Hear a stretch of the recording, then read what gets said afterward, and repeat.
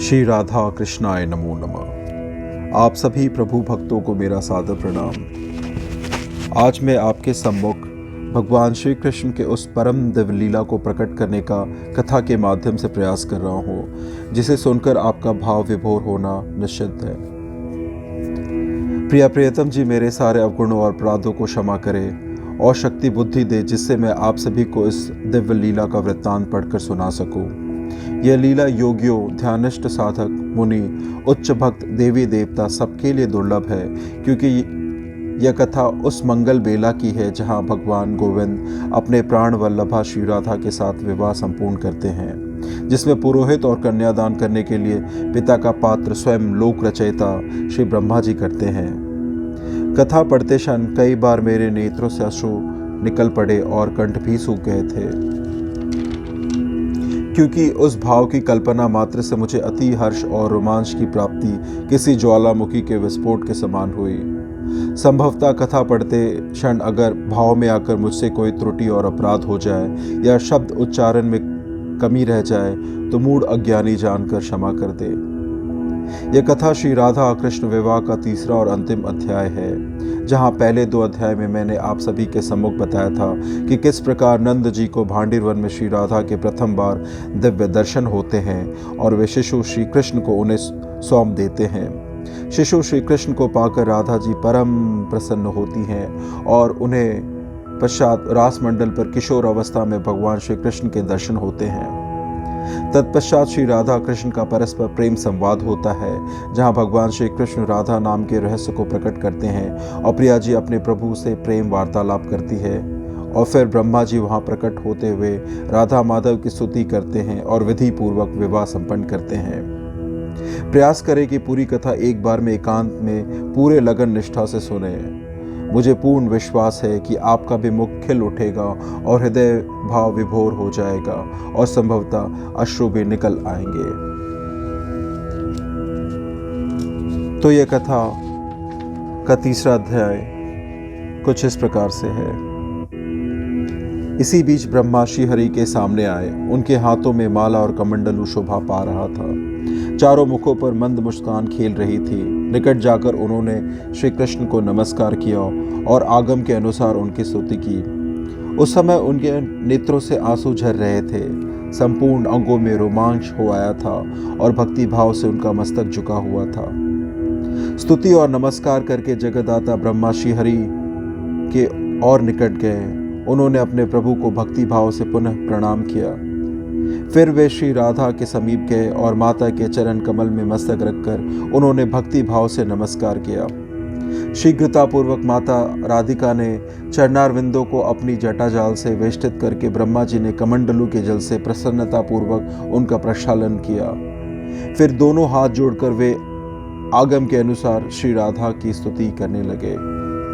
ब्रह्मा जी बोले, हे माता, भगवान श्री कृष्ण की कृपा से मुझे तुम्हारे चरण कमलों के दर्शन का सौभाग्य प्राप्त हुआ है। ये चरण सर्वत्र और विशेषतः भारतवर्ष में सभी के लिए परम दुर्लभ है। मैंने पूर्व काल में पुष्कर तीर्थ में सूर्य के प्रकाश में बैठकर परमात्मा श्री कृष्ण की प्रसन्नता के लिए 60,000 वर्षों तक तपस्या की। तब वरदाता श्री हरि मुझे वर देने के लिए स्वयं पधारे। उनके वर मांगो ऐसा कहने पे मैंने प्रसन्नतापूर्वक अभिष्ट वर मांगते हुए कहा, हे गुणातीत परमेश्वर, जो सबके लिए परम दुर्लभ है, उन राधिका के चरण कमल का मुझे इसी समय शीघ्र दर्शन कराइए। मेरी यह बात सुनकर ये श्री हरि मुझ तपस्वी से बोले, वत्स, इस समय क्षमा करो। उपयुक्त समय आने पर मैं तुम्हें श्री राधा के चरणारविंदों का दर्शन कराऊंगा। ईश्वर की आज्ञा निष्फल नहीं होती, इसलिए मुझे तुम्हारे चरण कमलों के दर्शन प्राप्त हुए हैं। माता, तुम्हारे ये चरण गोलोक में तथा इस समय भारत में भी सबकी मनोवांछा के विषय है। सब देवियां प्रकृति की अंशभूता है, अतः वे निश्चय ही जन्म और प्राकृतिक है। तुम श्री कृष्ण के आधे अंग से प्रकट हुई हो, अतः सभी दृष्टियों से श्री कृष्ण के समान हो। तुम स्वयं श्री कृष्ण हो और ये श्री कृष्ण राधा है, अथवा तुम राधा हो और ये स्वयं श्री कृष्ण है। इस बात का किसी ने निरूपण किया हो, ऐसा मैंने वेदों में नहीं देखा है। अंबिके, जैसे गोलोक में ब्रह्मांड से बाहर और ऊपर है, उसी तरह वैकुंठ भी है। माँ, जैसे वैकुंठ और गोलोक अजन्य है, उसी प्रकार तुम भी अजन्या हो। जैसे समस्त ब्रह्मांड में सभी जीवधारी श्री कृष्ण के अंशांश है, उसी प्रकार उन सब में तुम ही शक्ति रूपिणी होकर विराजमान हो। समस्त पुरुष श्री कृष्ण के अंश है और सारी स्त्रियां तुम्हारी अंशभूता है। परमात्मा श्री कृष्ण की तुम देह रूपा हो, अतः तुम ही इनकी आधारभूता हो। माँ, इनके प्राणों से तुम प्राणवती हो और तुम्हारे प्राणों से ये परमेश्वर श्री हरि प्राणवान है। अहो, क्या किसी शिल्पी ने किसी हेतु से इनका निर्माण किया है? कदापि नहीं। अंबिके, ये श्री कृष्ण नित्य हैं और तुम भी नित्या हो। तुम इनके अंश स्वरूपा हो या ये ही तुम्हारे अंश है? इसका निरूपण किसने किया है? मैं जगत सृष्टा ब्रह्मा स्वयं वेदों का प्राकट्य करने वाला हूँ। उस वेद को गुरु के मुख से पढ़कर लोग विद्वान हो जाते हैं, परंतु वेद अथवा पंडित तुम्हारे गुणों या स्तोत्रों का शतांश भी वर्णन करने में असमर्थ है। फिर दूसरा कौन तुम्हारी स्तुति कर सकता है? स्तोत्रों का जनक है ज्ञान और सदा ज्ञान की जननी है बुद्धि। माँ राधे, उस बुद्धि की भी जननी तुम हो, फिर कौन तुम्हारी स्तुति करने में समर्थ होगा? जिस वस्तु का सबको प्रत्यक्ष दर्शन हुआ है, उसका वर्णन करने में तो कोई भी विद्वान समर्थ हो सकता है, परंतु जो वस्तु कभी देखने और सुनने में भी नहीं आई, उसका निर्वचन कौन कर सकता है? मैं, महेश्वर, अनंत, कोई भी तुम्हारी स्तुति करने की क्षमता नहीं रखते। सरस्वती और वेद भी अपने को असमर्थ पाते हैं। परमेश्वरी, फिर कौन तुम्हारी स्तुति कर सकता है? मैंने आगमों का अनुसरण करके तुम्हारे विषय में जैसा कुछ कहा है, उसके लिए तुम मेरी निंदा ना करना। जो ईश्वरों को भी ईश्वर परमात्मा है, उनकी योग्य और अयोग्य पर भी समान कृपा होती है। जो पालन के योग्य संतान है, उसका क्षण क्षण में गुण दोष प्रकट होता रहता है, परंतु माता और पिता उसके सारे दोषों का स्नेह पूर्वक क्षमा करते हैं। यूँ कहकर जगत सृष्टा ब्रह्मा उन दोनों के सर्वंद एवं सर्वांक्षित चरण कमलों को प्रणाम करके उनके सामने खड़े हो गए।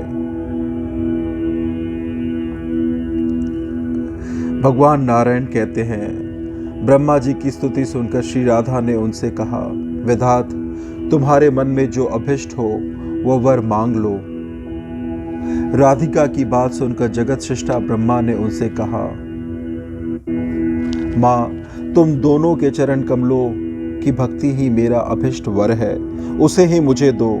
विधाता के इतना कहते हैं श्री राधा ने तत्काल बहुत अच्छा कहकर उनकी प्रार्थना स्वीकार कर ली। तब लोकनाथ ब्रह्मा ने पुनः भक्ति भाव से श्री राधा को प्रणाम किया।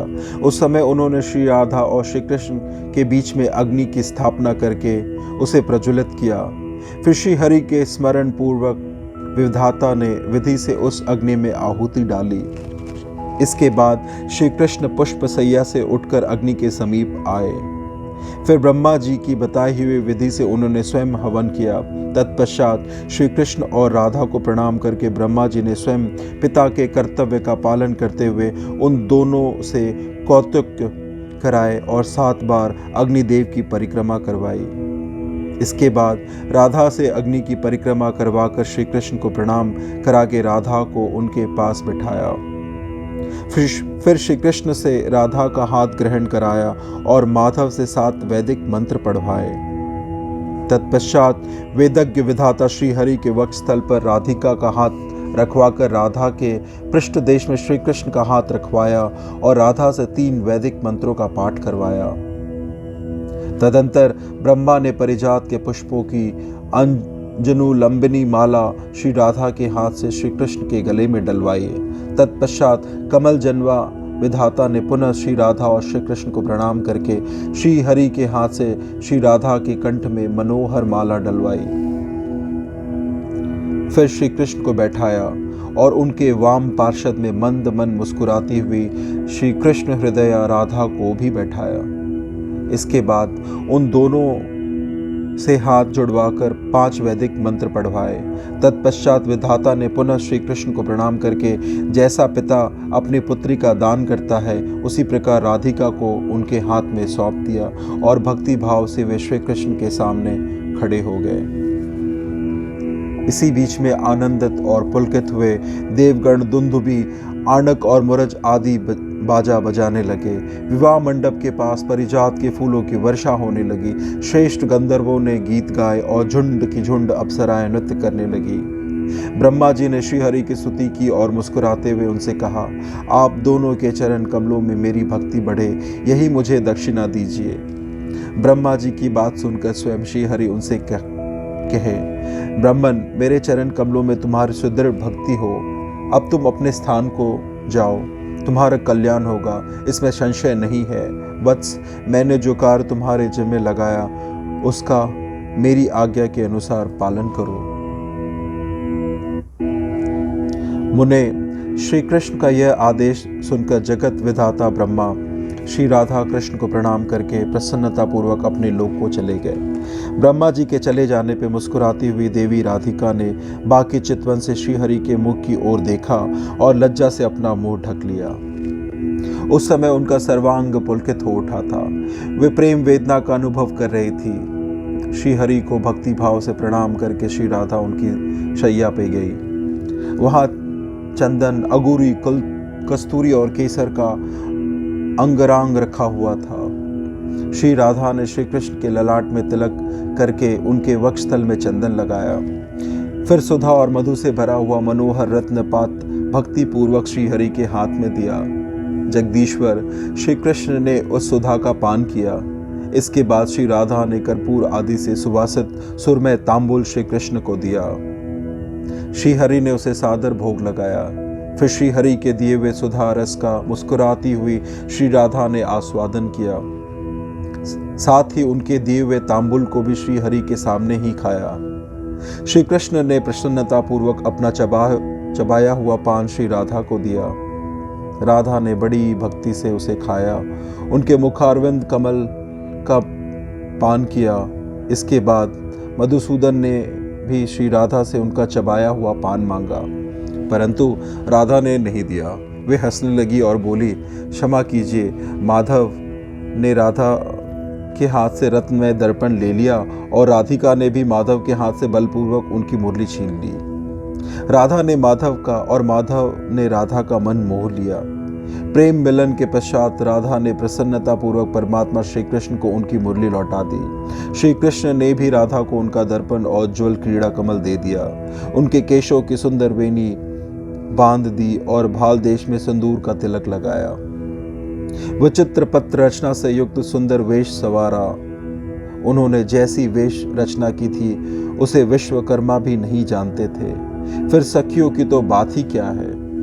जब राधा श्री कृष्ण की वेश रचना करने को उद्यत हुई तब वे किशोर अवस्था को रूप त्याग कर पुनः शिशु रूप हो गए। राधा ने देखा बाल रूप श्री कृष्ण क्षुधा से पीड़ित हो रहे हैं। नंद ने जैसे भयभीत अच्युत को दिया था उसी रूप में वे इस समय दिखाई दिए। राधा व्यथित हृदय से लंबी सांस खींचकर इधर उधर उस नवतरुण श्री कृष्ण को देखने और ढूंढने लगी। वे शोक से पीड़ित और विरह से व्याकुल हो उठी। उन्होंने कातर भाव से श्री कृष्ण के उद्देश्य से यह दीनता पूर्ण बात कही, माहेश्वर, आप अपनी इस दासी के प्रति ऐसी माया क्यों करते हैं? इतना कहकर राधा पृथ्वी पर गिर पड़ी और रोने लगी। उधर बालकृष्ण भी वही रो रहे थे। इस समय आकाशवाणी हुई, राधे, तुम क्यों रोती हो? श्री कृष्ण के चरण कमल का चिंतन करो। जब तक रास मंडल की आयोजना नहीं होती तब तक प्रतिदिन रात में तुम यहाँ आओगी। अपने घर में अपनी छाया छोड़कर स्वयं यहाँ उपस्थित हो तुम श्री हरि के साथ नित्य मनोवांछित क्रीड़ा करोगी। अतः रो मत, शोक छोड़ो और अपने इस बाल रूपधारी प्राणेश्वर मायापति को गोद में लेकर घर को जाओ। तब आकाशवाणी ने सुंदरी राधा को इस प्रकार आश्वासन दिया। तब उसकी बात सुनकर राधा ने बालक को गोद में उठा लिया और पूर्वोक्त पुष्प ध्यान वन तथा उत्तम रास मंडल की ओर पुनः दृष्टिपात किया। इसके बाद राधा वृंदावन से तुरंत नंद मंदिर की ओर चल दी। नारद, वे देवी मन के समान तीव्र गति से चलने वाले थी, अतः आधे निमेश में वहां जा पहुंची। उनकी वाणी स्निग्ध एवं मधुर थी, आंखें लाल हो गई थी। वे यशोदा जी की गोद में उस बालक को देने के लिए उद्यत हो इस प्रकार बोली, मैया, ब्रज में आपके स्वामी ने मुझे यह बालक घर पहुंचाने के लिए दिया था। भूख से आतुर होकर रोते हुए इस स्थूलकाय शिशु को लेकर मैं रास्ते भर यातना भोग रही हूँ। मेरा भीगा हुआ वस्त्र इस बच्चे के शरीर में लिपट गया है। आकाश बादलों से घिरा हुआ है, अत्यंत दुर्दिन हो रहा है, मार्ग में फिसलन है, कीचड़ है। यशोदा जी, अब मैं इस बालक को बोझ ढोने में असमर्थ हूँ। भद्रे, इसे गोद में ले लो और स्तन देकर शांत करो। मैंने बड़ी देर से घर छोड़ रखा है, अतः जाती हूँ। सती यशोदे, तुम सुखी रहो। ऐसा कह बालक देकर राधा अपने घर को चली गई। यशोदा ने बालक को घर में ले जाकर चूमा और स्तन पिलाया। राधा ने अपने घर में रहकर ब्रह्म रूप में गृह कर्म में तत्पर दिखाई देती थी, परंतु प्रतिदिन रात में वहां वृंदावन में जाकर श्री हरि के साथ क्रीड़ा करती थी। इस प्रकार से यह तृतीय अध्याय यही समाप्त होता है। मुझे पूर्ण भरोसा है कि आप सभी को यह दिव्य लीला अति मन भावन लगी होगी। कभी ब्रज वृंदावन आए तो भांडीर वन अवश्य जाए और उस विशाल वृक्ष के दर्शन करें जहां भगवान श्री राधा कृष्ण की यह दिव्य लीला संपन्न हुई थी। कथा सुनने के लिए आपको कोटि कोटि धन्यवाद। श्री राधा कृष्णाय नमो नमः।